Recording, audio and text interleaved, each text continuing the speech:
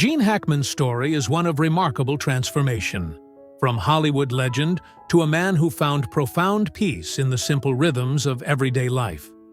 His journey with his beloved wife Betsy Arakawa in their Santa Fe sanctuary reveals universal truths about love, resilience, and the power of human connection that resonate with all of us. This narrative explores how one couple navigated life's challenges together, finding beauty in quiet moments and strength in unwavering commitment, offering lessons that can inspire us to build deeper connections in our own lives. In the heart of Santa Fe, New Mexico, where the desert meets the mountains and time seems to slow, Gene Hackman and Betsy Arakawa built a life far removed from Hollywood's glittering lights. Their story began in the 1980s. John, a man who had weathered the storms of a previous marriage, and Betsy, a refined classical pianist with gentle hands and a quiet strength. Their coming together wasn't marked by fanfare or publicity. Instead, it was built on countless conversations, shared silences, and Betsy's unwavering support as Gene completed his final film projects. They came together without fanfare, without trumpets or red carpets, as those who knew them would say, just two souls finding resonance in each other's presence. When they chose Santa Fe as their sanctuary, it marked the beginning of a 33-year journey together that would come to exemplify what it means to truly share a life with someone. Their Santa Fe home became a reflection of their relationship, warm, welcoming, and filled with thoughtful touches that spoke to their shared sensibilities.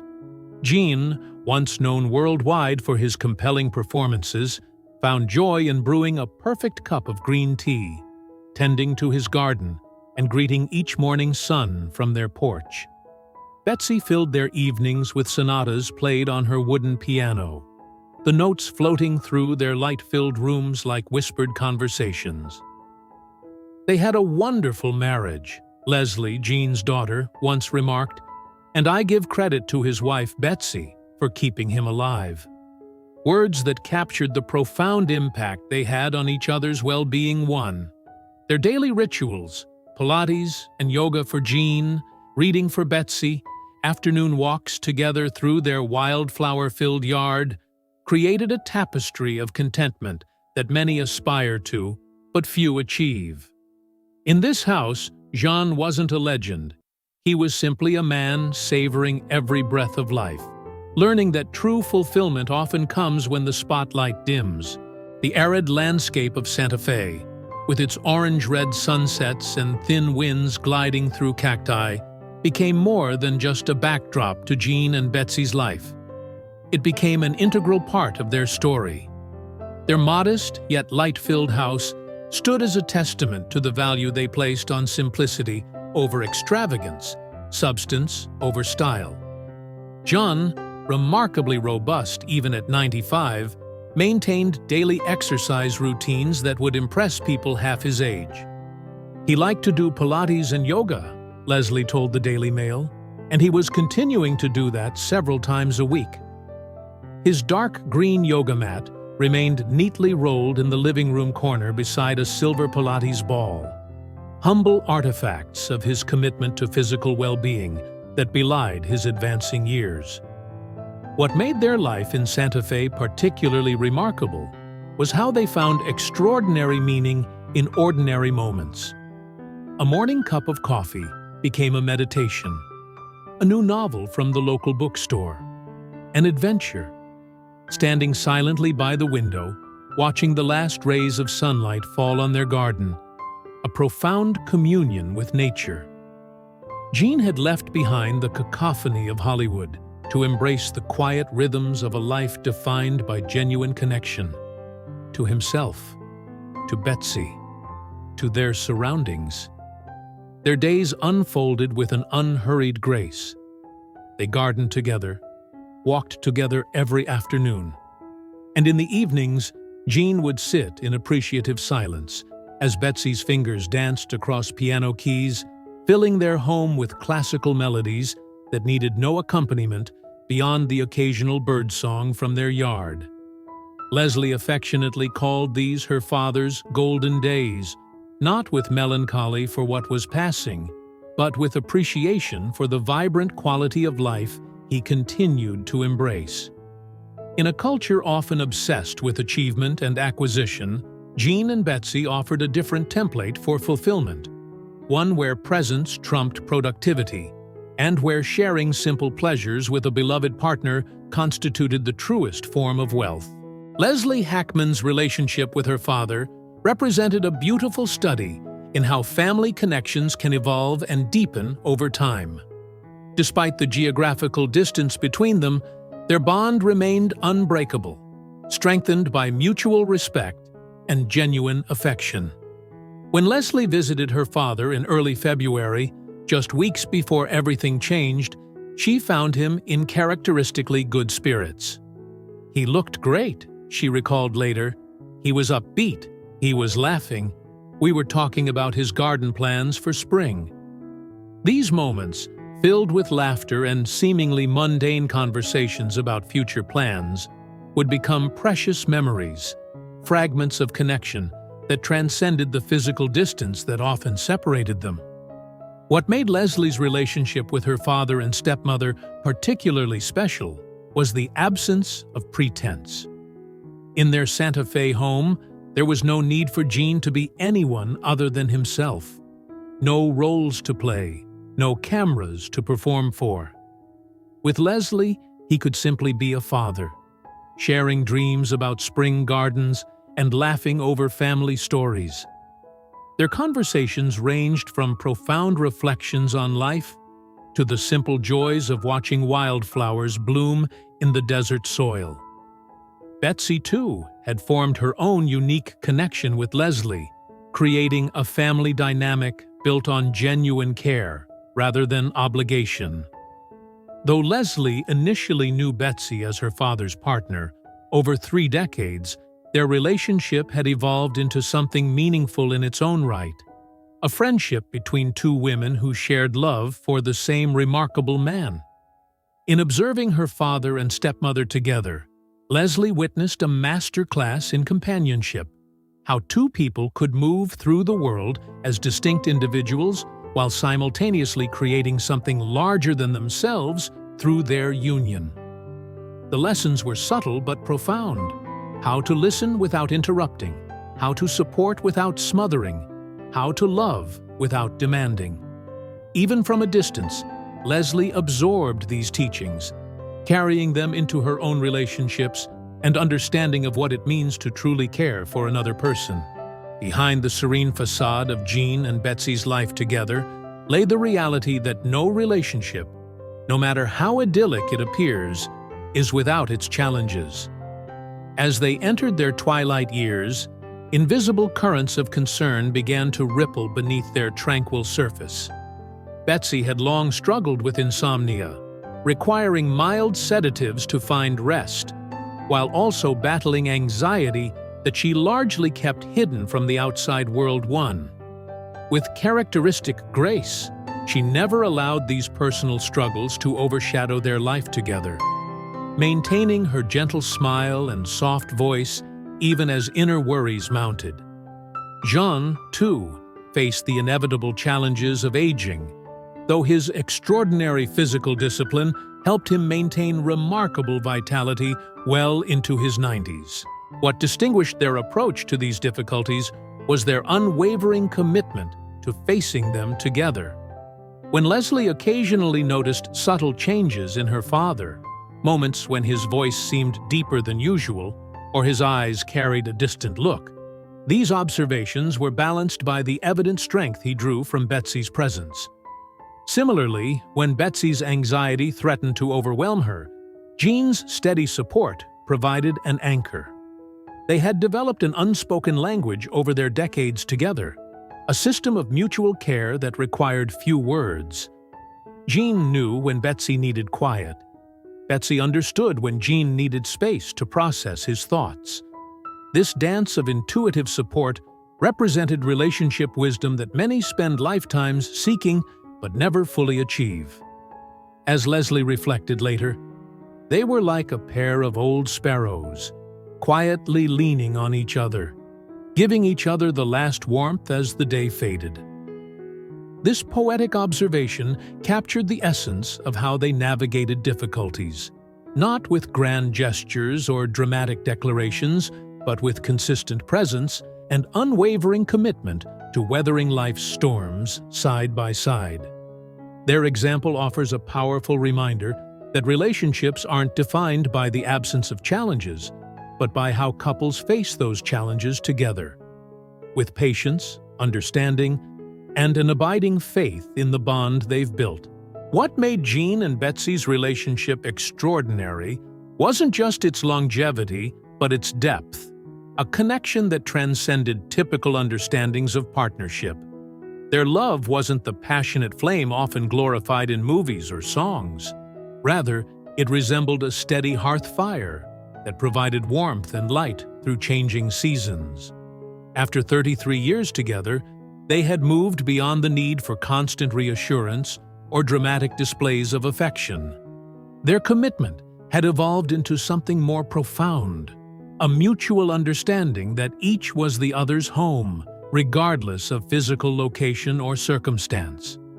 This quiet certainty about their place in each other's lives allowed them to move through the world with a rare sense of security, grounded in the knowledge that they would always return to each other.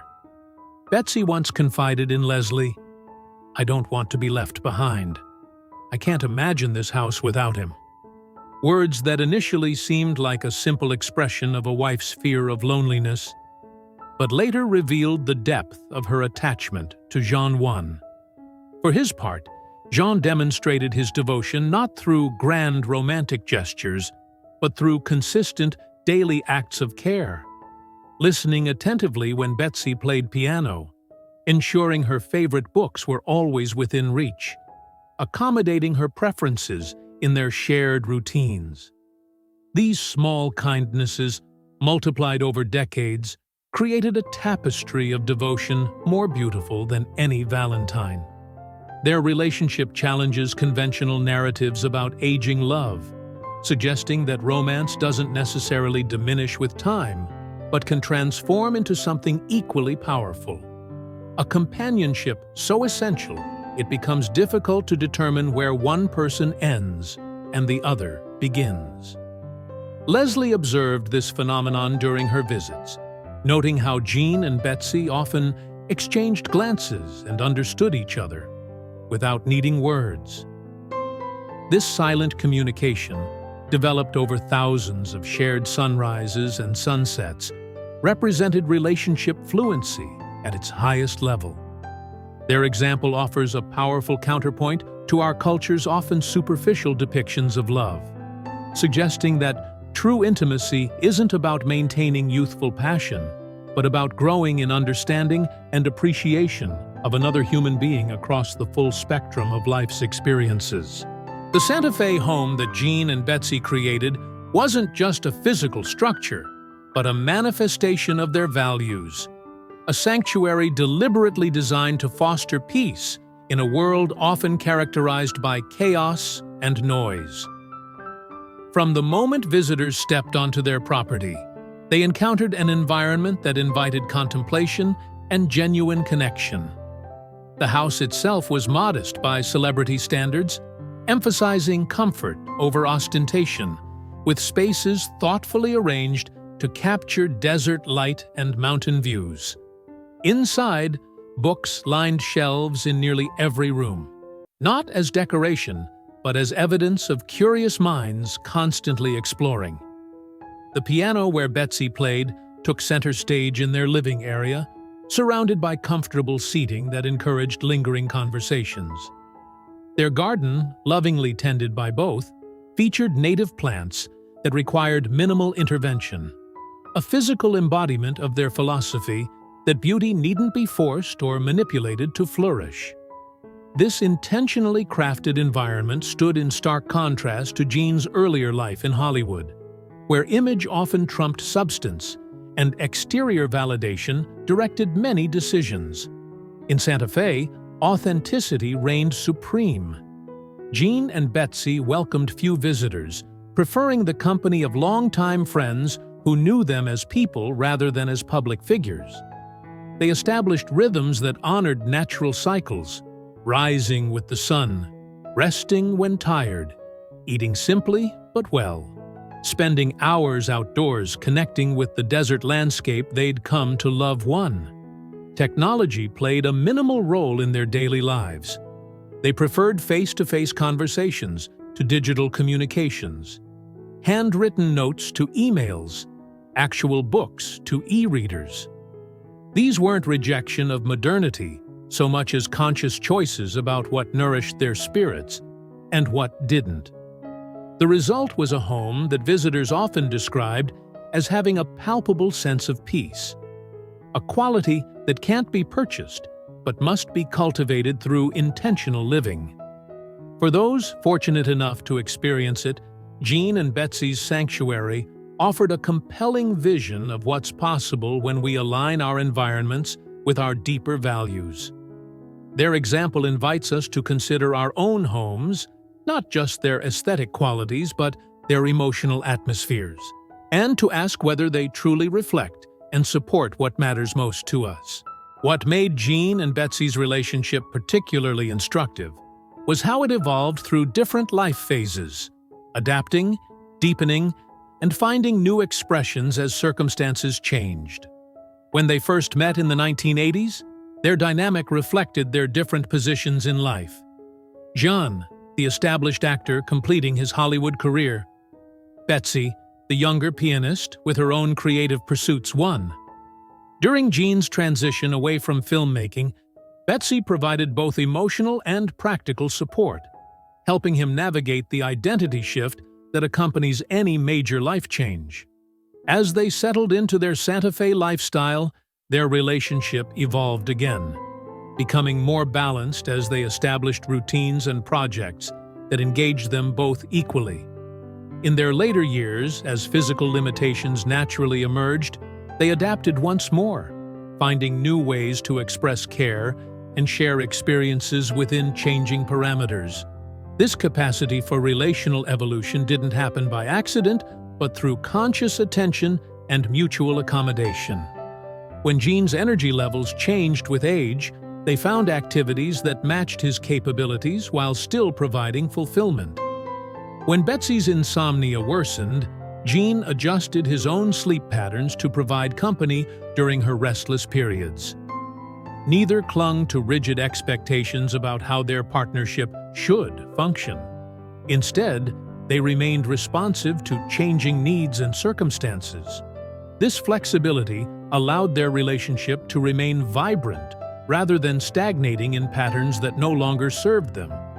Leslie observed this quality during her visits, noting how her father and stepmother had developed an unspoken language over their decades together, a system of communication that allowed them to navigate changes with minimal friction. 1. Their example challenges the common misconception that relationships inevitably become stale or mundane over time. Instead, it suggests that partnerships can continue evolving in meaningful ways when both people remain committed to growing together rather than apart. The beauty of Gene and Betsy's story lies partly in this demonstration that love isn't static, but dynamic, capable of finding new expressions across decades if nurtured with care, creativity, and mutual respect. Though Gene Hackman achieved fame through his acting career, his most meaningful legacy may be the example he set through his deliberate choices about how to live. After decades in an industry known for its artifice, he chose authenticity, walking away from celebrity to create a life aligned with his true values. This courage to follow his own path, rather than conforming to external expectations, offers a powerful lesson for anyone feeling trapped by others' definitions of success or happiness. Gene's legacy isn't just the films he made, but the life he crafted with intention, choosing depth over prominence, genuine connections over networking, and personal fulfillment over public acclaim. 1. Betsy, too, left her mark not through seeking the spotlight, but through consistent presence and quiet strength, demonstrating that profound impact doesn't require public recognition. Together, they modeled a partnership based on mutual respect rather than dependence, complementary strengths rather than dominance and submission. Their home became a physical embodiment of their shared values, warm, unpretentious, filled with books, music, and natural beauty rather than status symbols or extravagance. Leslie described her father as upbeat and laughing during her last visit, remarkable qualities in a person of his advanced age and evidence of his success in cultivating inner contentment, regardless of external circumstances. This capacity for joy in simple pleasures represents perhaps his most valuable bequest to those who knew him. In our achievement-oriented culture that often equates worth with productivity or acclaim, Gene and Betsy's example offers a refreshing counter-narrative, suggesting that a well-lived life is measured not by accolades accumulated, but by love shared, beauty appreciated, and authentic selfhood expressed. Their legacy lives on in the memories of those who experienced the sanctuary they created, in the wisdom they shared through their example, and in the inspiration they provide to others seeking to craft lives of meaning beyond conventional definitions of success.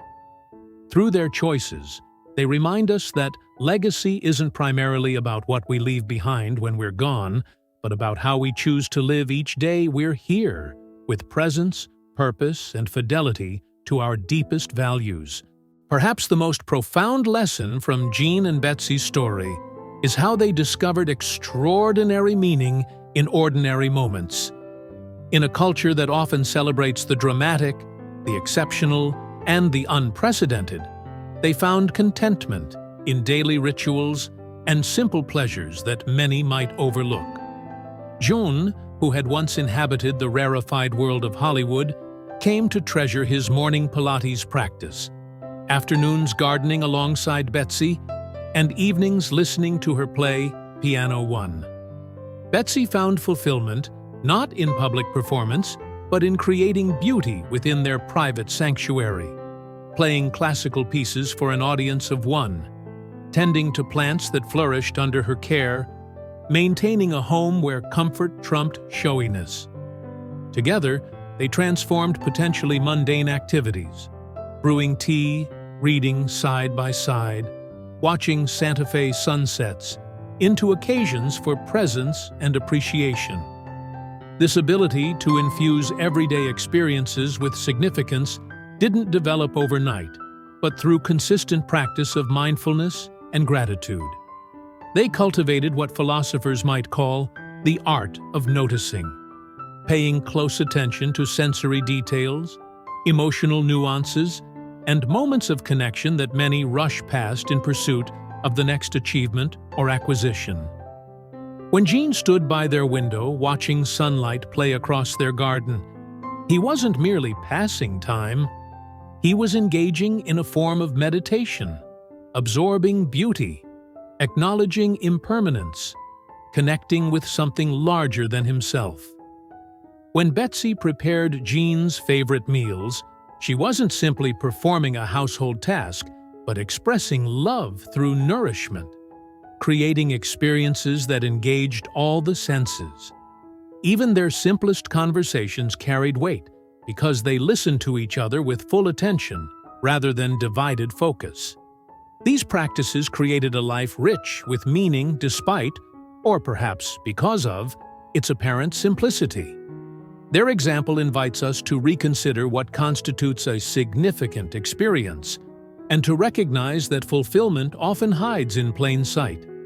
In a partner's laughter, a dog's greeting, a plant's new growth, a moment of comfortable silence shared with someone who truly knows us. By elevating these everyday moments from background noise to centerpiece, Gene and Betsy created a life that felt complete and meaningful without requiring constant external stimulation or validation. As we reflect on Gene and Betsy's remarkable journey together, we're invited to consider how their example might illuminate our own paths toward more meaningful connection. While their story is uniquely theirs, shaped by specific circumstances, personalities, and choices, the underlying principles that guided their relationship have universal application. They demonstrate that authentic connection begins with self-knowledge and self-acceptance. Jean could only truly share his life once he understood what he genuinely valued beyond the roles he played professionally. They show us that lasting relationships aren't built on grand gestures, but on consistent presence. The willingness to show up day after day with curiosity and care for another person's experience. 1. Their example reminds us that genuine intimacy develops not in spite of challenges, but through navigating them together with patience and mutual support. Perhaps most importantly, Gene and Betsy's story challenges us to examine what truly constitutes a rich and meaningful life. In a world that often equates success with acquisition, fame, or constant activity, they chose a different measure, one based on quality of connection, alignment with personal values, and the creation of a shared sanctuary that nourished their spirits. This choice didn't isolate them, but actually deepened their capacity for authentic engagement with others and with life itself. As we navigate our own relationships, whether romantic partnerships, family bonds, or friendships, we might ask ourselves, are we truly present or merely going through motions? Do our environments reflect and support what matters most to us?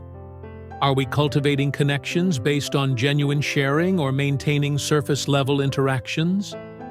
These questions aren't meant to induce guilt, but to invite reflection about how we might move toward greater authenticity and depth in our own relationships.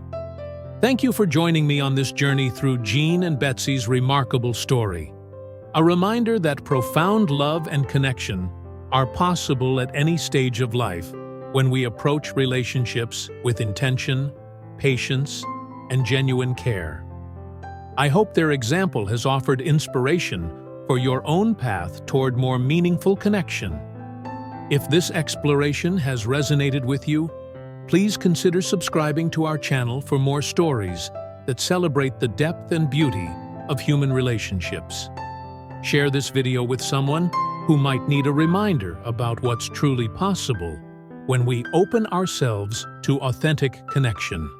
And leave a comment sharing your own insights about creating meaningful relationships in today's often disconnected world. Until next time, remember that the most beautiful journeys are those we share with others who truly see us for who we are.